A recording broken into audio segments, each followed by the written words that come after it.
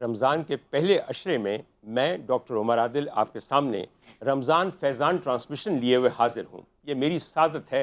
انگریزی میں ایک لفظ کہا جاتا ہے it is my pleasure and my privilege. واقعی صحیح بات ہے، واقعی کہ آپ تک اس مہینے میں پہنچنا، باتیں کرنا، بہت سی دینی باتیں کرنا، یہ اگر سعادت نہیں ہے تو پھر اور کیا ہے۔ خواتین حضرات، آپ نے ابتدا میں دیکھا کہ ہمارے قاری صاحب، جن کا نام ہے قاری جاوید منیر سہروردی صاحب، نے سورہ احزاب کی چند آیات کا یہاں پہ قرأت کر کے ایک سما باندھ دیا ہے اور ہمارے موضوع کی طرف اشارہ کر دیا ہے۔ جو لوگ جانتے ہیں اور حفاظ قرآن ہے وہ یقیناً جانتے ہیں کہ کس چیز کا تذکرہ ہے اور وہی ہمارا موضوع ہے۔ اس سے پہلے کہ ہم اپنے موضوع کی طرف آئیں، میں چاہوں گا کہ چند ذمہ داریاں جو مجھ پہ ہیں ان کو نبھا دوں۔ خواتین حضرات، ہمیں بے انتہا خوشی ہے کہ چند ہی دنوں کے اندر ہمارے چینل کو اتنا سبسکرائب کیا گیا ہے کہ وہ اپنی مقبولیت کا خود غماز ہو گیا ہے۔ صرف کہنا یہ ہے کہ آپ میں سے وہ تمام لوگ جو کہ RNN ٹیلی ویژن نیٹ ورک کی یہ ٹرانسمیشن دیکھنا چاہیں، وہ یوٹیوب پہ جا کے RNN ٹیلی ویژن نیٹ ورک ڈالیں اور وہاں پہ سبسکرپشن کا ایک چھوٹا سا جگہ ہوتی ہے، وہاں پہ ایک بٹن دبا دیں، اور اگر چاہیں تو اس کے بعد تھوڑا سا شیئر بھی کر دیں اپنے دوستوں کے ساتھ تاکہ مزید لوگوں تک یہ ٹرانسمیشن پہنچ سکے۔ اس سے میں ایک آپ کو بتاؤں، اس سے ہمیں کوئی فائدہ ہو یا نہ ہو، آپ کو کوئی نقصان نہیں ہوگا، اور مجھے یقین ہے کہ جو لوگ اس ٹرانسمیشن کو دیکھیں گے ان کے لیے شاید بھلائی کی بہت سی صورتیں اس میں سے نکل سکیں۔ خواتین حضرات، میں دوبارہ یاد کر رہا ہوں آپ کو، یوٹیوب پہ جا کے RNN ٹیلی ویژن نیٹ ورک پہ ڈالیے اور اس کو سبسکرائب کیجئے، ہماری رمضان فیضان ٹرانسمیشن دیکھیے۔ اور میں دوبارہ یاد کروں آپ کو، RNN وہ ٹی وی ہے، RNN ٹی وی جو کہ ڈیجیٹل ٹیلی ویژن ہے جس پہ آپ یہ ٹرانسمیشن دیکھ سکتے ہیں۔ روزانہ جب میں گھر پہنچتا ہوں اور دیکھتا ہوں اپنے واٹس ایپ کو اور یوٹیوب کو، تو لوگ پوچھ رہے ہوتے ہیں کہاں دیکھی جا سکتی، کہاں دیکھی جا سکتی ہے، تو میں ان کو بتا رہا ہوں RNN ٹی وی، اور آپ کے یوٹیوب پہ موجود ہے، آپ کے ہاتھ میں فون ہے، لیپ ٹاپ آپ کے ڈیسک پہ پڑا ہوا ہے، وغیرہ وغیرہ۔ RNN TV network اب یاد رہے گا کہ نہیں؟ مجھے تو زبانی یاد ہو گیا، میں نے بار بار تکرار سے اس لیے کہا ہے کہ جو چیز تکرار سے کہی جائے اور دہرائی جائے وہ یاد ہو جاتی ہے۔ تو میں نے کیا بتایا؟ RNN TV network, صحیح ہو گیا نا جی؟ بسم اللہ۔ اور ایک بات آپ کو بتاؤں کہ جن کے اشتراک سے ہم یہ ٹرانسمیشن آپ تک پہنچا رہے ہیں، وہ لاہور کا ایک بہت بڑا جم ہے جو ایشیا کا سب سے بڑا جم ہے، HUFC۔ HUFC جو ہے وہ ایک ایسی جگہ ہے کہ جہاں پہ آپ اپنے آپ کو بہت صحت مند کر سکتے ہیں۔ جم فیسلٹیز یہاں پہ فقید المثال ہیں، اور جو شخص ورزش نہیں کرتا اور بسیار خور ہے، وہ اپنی موت کو خود بلا رہا ہے اور زندگی جیسی نعمت کا کفران نعمت کر رہا ہے۔ تو اگر آپ زندگی جو اتنی بڑی نعمت ہے آپ کو دی گئی ہے اور اس کو واقعی ایک نعمت کی طرح برتنا چاہتے ہیں، کھائیے کم، ورزش زیادہ۔ اور ورزش کے لیے میں آپ کو بتا رہا ہوں کہ HUFC جم جو کہ DHA رہبر میں واقع ہے، اس سے بہتر شاید کوئی اور جگہ نہ ہو۔ ہم انہی کے اشتراک اور تعاون کے ساتھ یہ ٹرانسمیشن آپ تک پہنچا رہے ہیں۔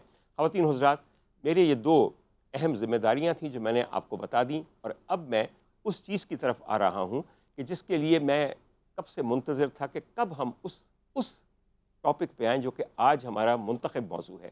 اور اس موضوع پہ بات کرنے کے لیے میرے ساتھ میرے ایسے ساتھی ہیں جو کہ فین فالوئنگ میں اب بہت بڑھ گئے ہیں۔ گفتگو ایسی ہے جو سنتا ہے اس کے دل میں گھر کر لیتا ہے۔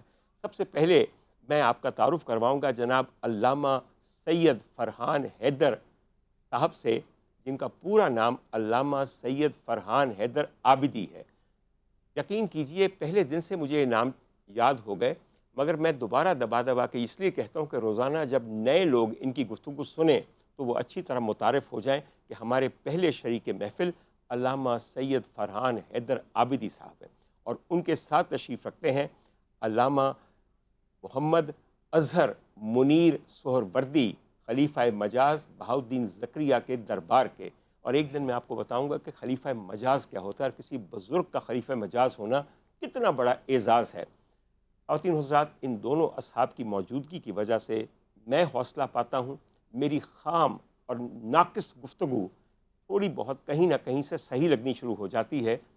خرافات تو زندگی میں چلتی رہتی ہیں، لیکن جو تذکرہ اور اذکار ہم یہاں کرتے ہیں، اصل میں ہمارے لیے اس ٹرانسمیشن کا حاصل وہی ہے۔ میرے پیارے بھائیوں، آج کا موضوع مجھے بتانے کی ضرورت نہیں ہے، میرے سرکار پہ بھیجے جانے والا درود و سلام ہے۔ میں سب سے پہلے آپ کے پاس آؤں گا۔ روزانہ وقت کم پڑ جاتا ہے، روزانہ جس چیز کا ذکر کریں عشر عشیر بھی نہیں ہوتا۔ سب سے پہلے میں بغیر وقت ضائع کیے حضور تعارفی فضیلت درود پاک کے لیے چند کلمات ادا کیجیے۔ بسم اللہ الرحمن الرحیم۔ ڈاکٹر صاحب، آج آپ نے تمام موضوعات کی جان جو موضوع ہے، بے شک آج آپ نے اس کی مہک کو یہاں پر جو ہے وہ پھیلا دیا ہے۔ درود پاک ایک ایسا عظیم تحفہ ہے کہ جس کی قبولیت میں ایک رتی برابر بھی شک نہیں ہے۔ بے شک بے شک جملہ عبادات جتنی بھی ہے، نماز ہے، روزہ، حج، زکوٰۃ، تلاوت ہے، صدقات و خیرات ہیں، ان کی قبولیت میں شکوک و شبہات ہیں، بے شک لیکن درود ایک ایسی عبادت ہے جس کی قبولیت میں ذرا برابر بھی شک نہیں ہے۔ صحیح بندہ نماز پڑھتا ہے وہ تنہا اکیلا ہوتا ہے، حج ادا کرتا ہے وہ اکیلا ہوتا ہے، زکوٰۃ دیتا ہے وہ اکیلا ہوتا ہے، صدقات و خیرات کرتا ہے وہ تنہا اکیلا ہوتا ہے، لیکن جب محبوب کریم جان کائنات، مقصود کائنات، روح کائنات پر درود و سلام پڑھا جاتا ہے، بندہ تنہا نہیں ہوتا، اللہ اس کا ہم نوا ہوتا ہے، اور اس کے سب فرشتے اللہ اس کے فرشتے، اور بندہ درود ایسے نہیں پڑھتا۔ ہر کسی کو درود کی دولت نصیب نہیں ہے، ہوتی نصیب سے۔ کیونکہ درود پاک عام عبادت نہیں، یہ عبادتوں کی جان ہے، بے شک بے شک اس کے بغیر کوئی عبادت آپ کے مکمل ہے ہی نہیں۔ یہ درود اس کو نصیب ہوتا ہے جس کو اللہ پسند فرما لیتا ہے۔ واہ واہ کیوں؟ اللہ کریم نے فرمایا ان اللہ و ملائکتہ، بے شک اللہ اور اس کے فرشتے یصلون علی النبی، درود پڑھ رہے ہیں میرے اپنے نبی پاک نبی پر، نبی پر۔ اور یہاں یصلون کا صیغہ ہے، جی ہاں، پڑھ رہے تھے، پڑھ پڑھ رہے ہیں، پڑھتے رہیں گے۔ واہ واہ واہ واہ یہ مضارع ہے، اور اس نے ایک ایسا عمل بتا دیا کہ جب دنیا نہیں تھی تب سے خدا پڑھ رہا ہے، بے شک بے شک دنیا جب مٹ جائے گی تب بھی خدا پڑھ رہا پڑھتا رہے گا، ہوگا۔ بالکل بے شک۔ یہ ایک ایسا ذکر ہے جس میں فنا نہیں ہے، بقا ہی بقا ہے، واہ واہ اور یہ اپنے پڑھنے والے کو بھی فانی نہیں ہونے دیتا، فنا نہیں ہونے دیتا۔